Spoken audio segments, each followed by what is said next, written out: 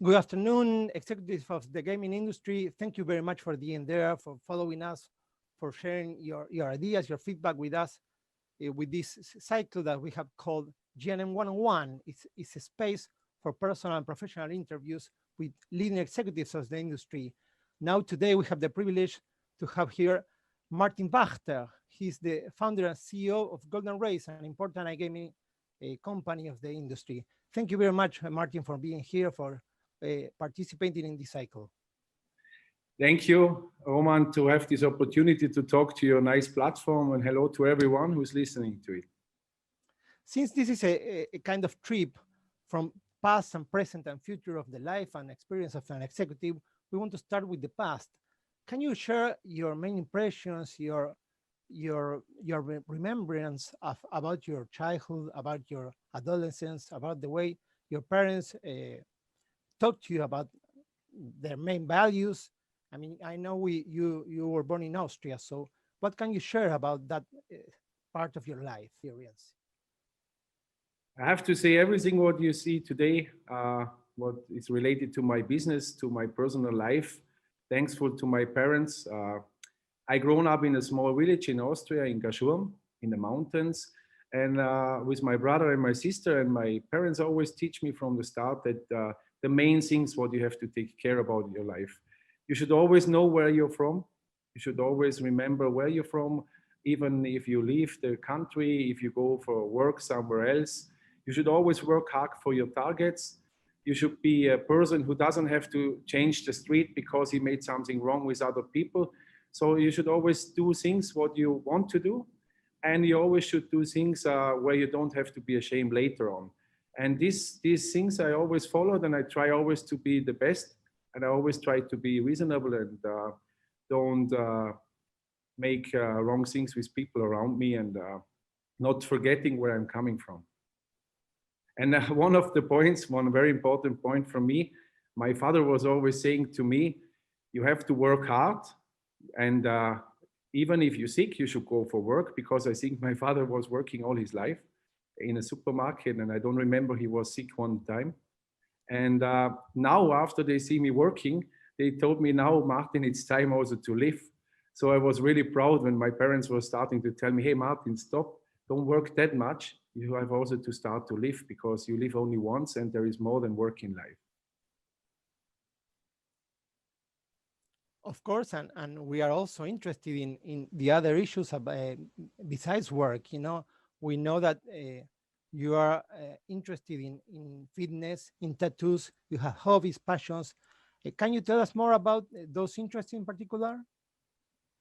You know, I always liked sports, you know, but when you go in this business like we do, and we have to travel a lot, you have to find a sport where you're not in a team, where maybe people are angry because you don't come for the weekly trainings and these things. So I found my way in fitness, and there was a time I did a little bit more, then I did a little bit less. I'm one of the guys, I had always the best shape in my life in winter where nobody could see it. And when it goes to summer and you go on the beach, I was not so happy.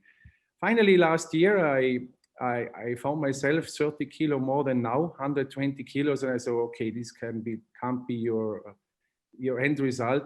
You're becoming very successful in business, but it's not only business which makes you successful, it's also health. And I started to do a proper diet, proper gym. I lost 30 kilos, and I feel much better than 1 year ago, which gives me more energy and power for my business. About the tattoos, a few years ago, I think 7 or 8 years ago, I decided I want to have something related to my business. So I made a big tattoo where I put all these kinds of gaming and everything what reminds me on my business, on my shoulder and my arms. And yeah, it came like this, and yeah, it's me, it's my personality. Another of your passions is music. I mean, we're in the entertainment industry, we're in gaming, but also music is an important way of making people have fun, to be relaxed. And we know that you have been working as DJ in different clubs around Europe, and you have a nickname, DJ Ice Cube. Is that right? What can you share about that part of your life too? You know, the nickname DJ Ice Cube has not only to do with DJ. I hope my friends can see also the video, because I was a little bit stronger before. they call me Ice Cube in my village. And so I thought, okay, when they call me Ice Cube, let's become DJ Ice Cube. Yeah, actually, my best friend, he was a very, very famous electronic DJ from Switzerland. He died 8 years ago, much too early, very sadly. And he brought me in this kind of music. And I was then into electronic music, and I played in some clubs. And then I started also to make some music for typical après-ski music. It's very famous in the ski area. So you have this Austrian music and Falco and all these singers. And I started to play in après-ski clubs. And for me, one problem what I had always in business is that I never could turn off. I was always in business. All day I was thinking about my business. I couldn't sleep very well because I had a lot of ideas in the nighttime. And I found myself when I play music, it's like I locked off. It was the time when I get the feeling that I'm free. I can free my mind from everything. So I'm just DJ Ice Cube. And I'm still DJ Ice Cube, and I'm still making music for people, and they're having their beers, not knowing what I'm doing in real business. But it makes me happy, and it gives me this free mind, and what is very important. And I think if you're really busy in your job and you love your job, you have to find some kind of hobbies next to it to relax a little bit, and yeah, find some other things than work. It's not all about working in life. And this was music. Music is my passion, and yeah, I will continue with it. And it's a lovely hobby if you can entertain people, and yeah, it helps me a lot to get a free mind. It's great. It's great for you to have that opportunity. And you know, in this GNM one-on-one cycle, we have interviewed lots of executives from Latin America, from Europe, from the United States, and I mean, we have received lots of information, academic information, but there are only few people that are visionary, you know. And when you, more than 15 years ago, started with a product, with Retard Sports, offering that product, specific product, to German operators and to the gaming industry in general, I think you were visionary with that.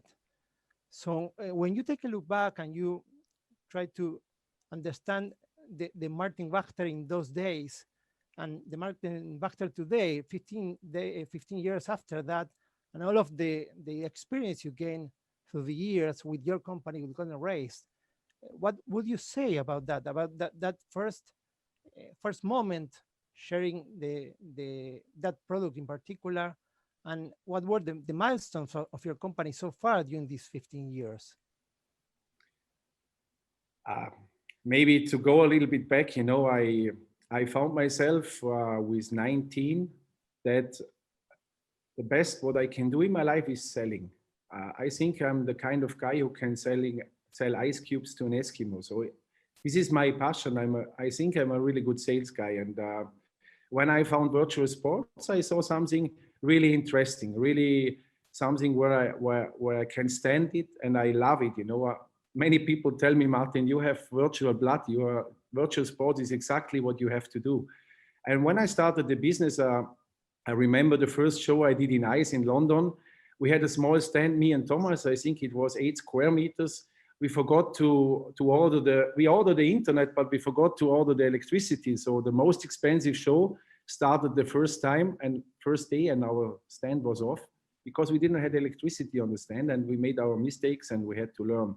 And then I was on the show and I saw competitors really big in the industry and really strong, a lot of money. And we didn't have this money. And Thomas and me, when we started, we decided we will never take €1 from a bank. Everything what we do, we have to make with our money, and we have to grow slowly, as much as we can, as much our value or our money allows us to grow. So if you see the competition, we understand that the competition was really driven by visualizations, and this is very expensive and can be a big problem when you start like us.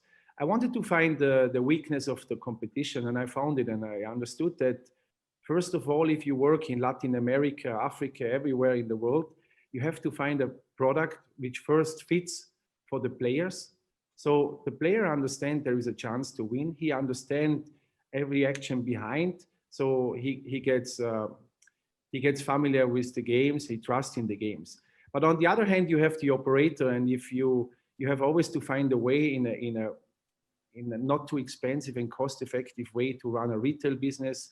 You should be more related to a tailor-made product, so you don't have a product for everyone the same, so you can change it and adapt it with the markets.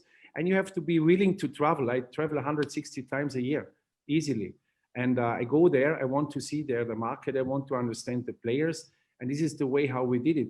And this was actually what we still do. And I still tell to my sales guys, boys, we are not on the internet, and we are not a call center. You have to be close to your clients. As you know, in Latin America with our guys, we have very strong guys there. You have to be close. You have to understand the needs, and you have to understand maybe just one town in a city, in a country can be completely different, and you have a different demand on place. This is what we did, and we will do until the end. And we're still on the way, still growing every year. We double up, and I really like this business. And yeah, this was 15 years ago, and it's still the same today. Do you think, Martin, that as a consequence of what happened with the COVID-19 situation, the vertical itself grew a lot in terms of sales, in terms of your clients, the operators, asking about that particular vertical, the virtual games, during these months, and maybe, of course, in the future too, because it's a vertical that has complemented the portfolios of operators that were used to have only sports betting, but they didn't have virtual sports. Now, because of Golden Race, they have virtual sports. So what was the vertical evolution in terms of the sales of your company during recent months and in the future too? This question, I think I answered maybe 20 times in the last few months, and the answer is always the same. Virtual sports are here, at least with me, since 2006. My biggest operators are working with me for years. We have operators in Europe, 20% of their sports betting traffic before COVID was already in virtual sports. We have operators in Africa where we do 60% of the business on virtual sports. So it means in some countries like Nigeria, you can find shops. They open a betting shop to have virtual games. And this was already before COVID.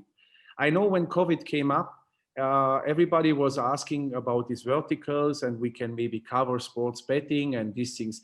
We've been already there and very, very strong. I know that esports has a small growth in this time, but I see the numbers are going back because real sports is back.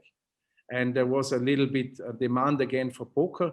But virtual sports was always for a betting company, the best fit as an additional product to their sports betting, because it's the closest product.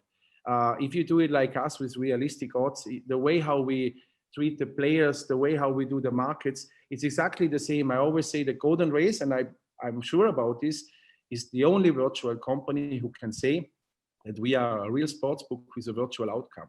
This was always one of my main targets. Make it as realistic as possible.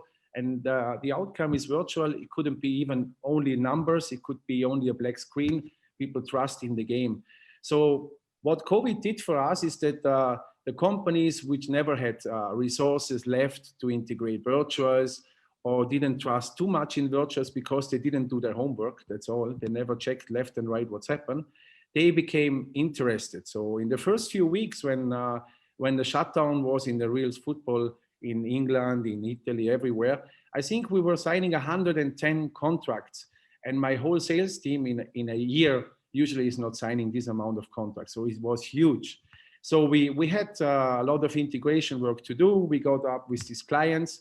Some of them took too long, so COVID finished, and they still don't believe in virtuals. Sorry, it's their problem, not mine. But in the end of the day, we had a growing, yes, we had. But I don't want to say that it was because of COVID. We just got some more clients. And the growing was not that big. It was not that big for anyone, because you have to understand when the sports betting was away from the platforms in online, a lot of players didn't even look at the platform because they knew the sports betting is not there. So you had also less traffic. So to say finally, for sure it helped, and it's for sure a vertical what you have to have in your platform, but it's not related to COVID.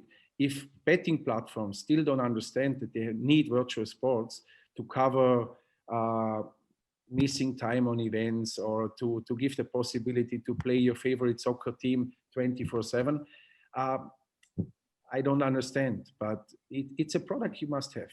It's more closed than a casino. It's more closed than an esport and all the other things. Virtual sports should be together with sports betting.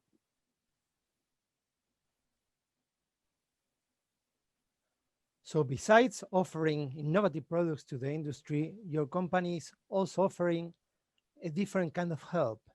We know that Golden Race has a foundation in terms of philanthropy that is working, it's going to work in Africa. And we also know that you personally do some benefits and then philanthropic help in Austria too. We think that's really important. We want to underline that initiative, and we want also for you to share that experience with the industry in general, because we know that corporate social responsibility is key in this time. So can you please explain more about those initiatives? I can. I was just thinking if I want to, because I have to be honest, me and Thomas, from day one, we were always saying that if our business is going very well, we want to share it with people which maybe not have this opportunity like I and Thomas had, with a great childhood, with possibilities to work. So we want to leave some money also in the countries where we take big money from the business. And we founded this Golden Race Foundation, and actually the first thing we had, I think 25 girls, where we paid the school education, all these things. And we gave on a Christmas party to our employees, we give them a cake with a name on top as a present. They didn't know what it means, and we told them this is a child. And instead of giving you a present, we decided to pay a 1 year school for this. I went then to Kenya, and I went to Kibera, one of the biggest slums in the world, I think 1.8 million living there. And I was really shocked to see children playing soccer, going away from the street. It was the only chance to bring them away from the street. They got one food a day, and were playing soccer with old shoes. No, and yeah, I went home and I told to Thomas, we have to do something. So we took another, I think 20 boys. We paid the education for them. We care about these guys. This was one point. And we don't mention it. You will never find that Golden Race Foundation. I don't want that everybody's coming to me and say, wow, nice, what you're doing. I do it for me, and I do it, Thomas, as well. And it makes me feel good that I know at least with some of the money I gain from my business, I can do something else. Apart from this, in my area where I grew up, I sponsor a lot of sports. I'm together with the border cross team. It's 3 brothers, now only 2 left, are professional snowboarders, which doesn't have this big possibility like a ski racer where everybody wants to advertise and do things. So we did something with this. We have some children's soccer teams, grown-up soccer teams, golf clubs, all these things. And, we are not a B2C operator. So they asked me where we should put your logo. I told them, you don't have to put my logo. Just when I come next time to your place, give me a beer. Everything is fine, because there is no value for us. And the only value is for me. I know that at least Golden Race is able to help some people to also reach their goals. And yeah, this is what we wanted to do, and we want to continue. And we have some big plans also in other African countries, and maybe later also in Latin America, to invest in projects and leave some money in the country. And I think this is more important. My father was always saying you can only eat once the same time, and you can only drive one car at the same time. And I have a good life, and I want to find possibilities to help others to have a better life. And this is a big target for me. But again, I don't want to hear wow and thank you. This is just for me. And yeah, we'll continue like this. So well, congratulations with those initiatives. We said a visionary in terms of business. You were also you entertain people with music as a DJ. You also are a philanthropist, and you're also a teacher. I could find out that you were a ski instructor when you were a teenager, and being an instructor and being a teacher involves lots of responsibilities, you know, and those are kind of the same responsibilities as being a leader of a big company such as Golden Race. So you're a leader, you have to deal with different issues, and you have to share your goals with your collaborators. Which kind of what kind of leadership do you prefer to to do with in terms of the relationship with your collaborators, in terms of how you can transmit your ideas?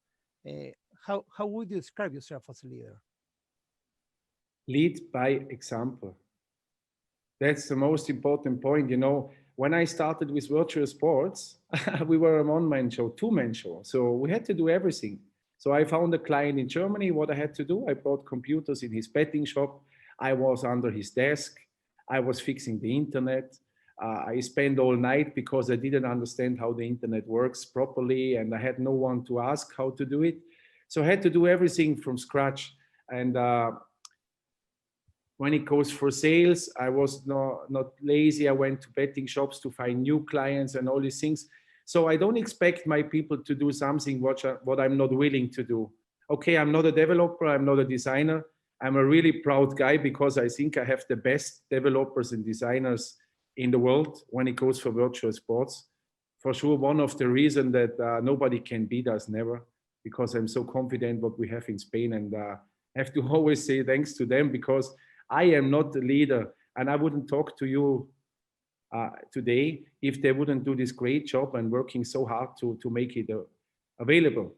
I was also lucky to get a great sales team. If everywhere in the globe you find Golden Race sales guys on the exhibitions, be careful. They are machines, they are guns. It's like soldiers, and they're really good. They're trustful, they don't lie. They do the same as I did. And yeah, leadership, I know a lot of leaders, they say do your work and they go home, chill with their family, but I don't. I want to lead by example, and I think also my team knows that I'm working day and night, and I don't expect anything from them I would not willing to do on my own.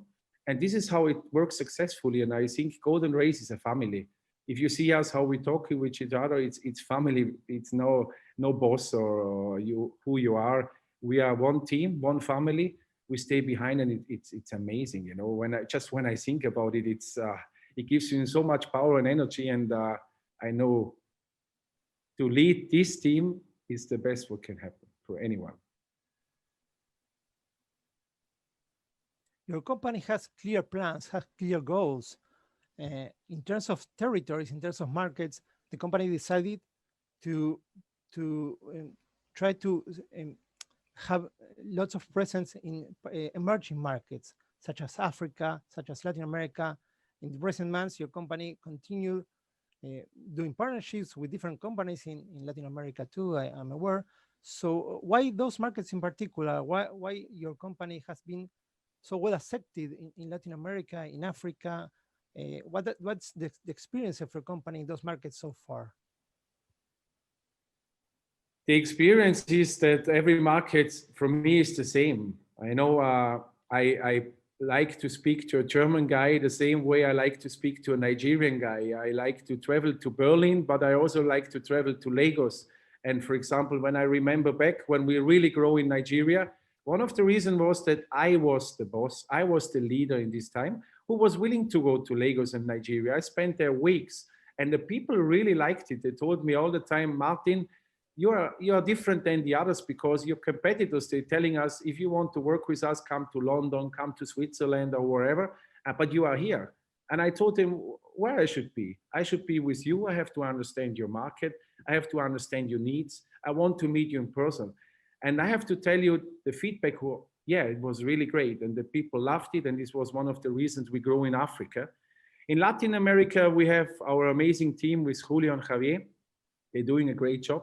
Working at least the same amount of time like I do, and yeah, and I think it's not a secret. There is no one bigger than us in Latin America. There is no one bigger than us in Africa. I have also a great team in Africa with Christoph and Hannes, and we have everywhere a great team. So you were asking me for the targets and goals. I think we are the number one. We will grow and continue to grow. No chance to beat us, and there is no market which we will not lead in the next years because we're working different We're working close with our clients, and we try to understand the needs and try also to understand there is not one game working all over the globe. You have to adapt it for the needs for every market. And I think this is one of the main goals.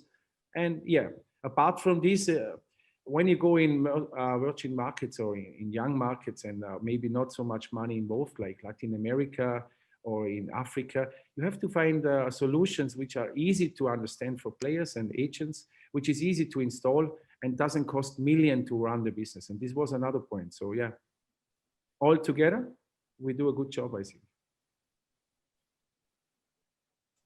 So we're entering, Martin, in the last part of the interview, the last two questions. Thanking you again for your presence, for your knowledge, everything you're sharing here with us and with our watchers from all around the world. So this question is about the future. It's about your plans. It's about how is your company going to keep on evolving in terms of products, in terms of technology, in terms of every element that is part of your products and the way you connect with people. So what are the next plans for the future, for the next year? What are you preparing in order to shock, to surprise again the industry in general? Lead by example. That's one of the main points. If you know me a little bit better, and also my partners, we always want to be the number one, and we're working very hard to be the number one. And I don't want to follow my competition. I want to lead, and they have to follow. And we are a company, I think, when you see the last years and everybody on the industry who follow us and see how we grow and what we do, is that we are very innovative. So a lot of things, what you see today in the virtual market, like this box system in the shops, going for realistic odds, understanding that the visualization is not the most important part, having a plug and play solution, working in online like a real sports book with a virtual outcome. All these things, what we did, few months later, someone is trying to copy it, make it similar. But these few months, they lose again for us to, when we again innovative. So my target is we want to be the massive market leader. I want to do history in virtual sports. I want in the next years, that it continue like now, because I tell you everything what makes me proud is if a big operator in the world is telling me, listen, if in our company we speak about virtual sports, Golden Race is always a name we mention. And this is what we want to continue. And with my team, it will work. We continue like this. And yeah, waiting for other markets in Latin America to open. Hope one day we can work in Brazil and Argentina and so many nice countries. Also for me, nice to travel to Latin America, so beautiful. So yes, we will lead by innovation. And the others have to follow, but they have to be fast because we're also fast with new innovations. And that's all what I can tell on this. Well, the last question is related to tourism. As you may know, tourism, the industry is, of course, very related to gaming, to entertainment. We know that today maybe it's difficult to travel, but we hope in the future people can visit and be tourists again in different cities of the world. So you said also that you have traveled around the world. So in terms of the experiences and the cities and the places you've loved the most or you were most impressed about, what can you tell us? Can you choose some places? Maybe you're living now in Cyprus, you are from Austria too. So which places would you say you were impressed the most or you would like to recommend in terms of tourism? That's a good question and a difficult question because all my friends, they're always telling me we are so jealous. You travel everywhere in the world, you see so many places, and you know everything about the world. And I have always to tell them, listen, I made a big mistake in the last 15 years. I didn't spend enough time in the countries. I come, I do my meetings and leave.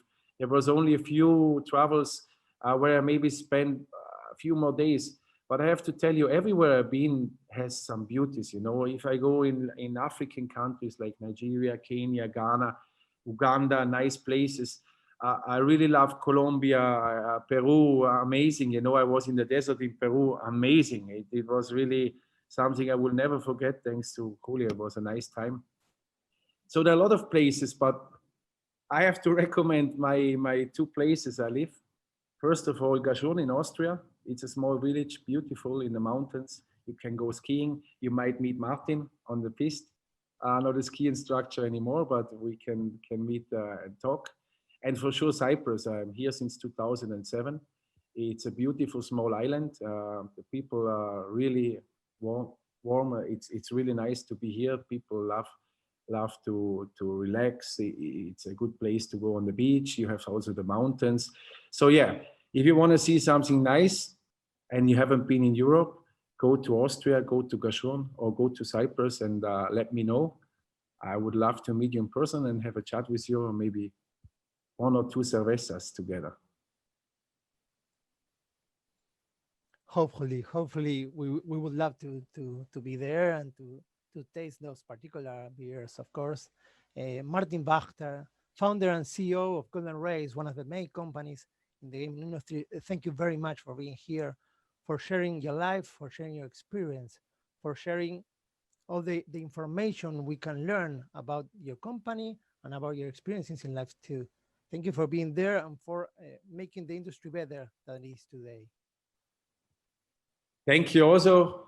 Thanks a lot for the time, and everyone hearing this, and I think you hear it also many times, in these difficult times, stay with your families, stay at home. Don't worry too much about COVID. We will handle it as we handled everything. We always say what doesn't kill us makes us stronger, and yeah, take care and hope to see you soon on an event as a client or anywhere in the world. Nice to meet.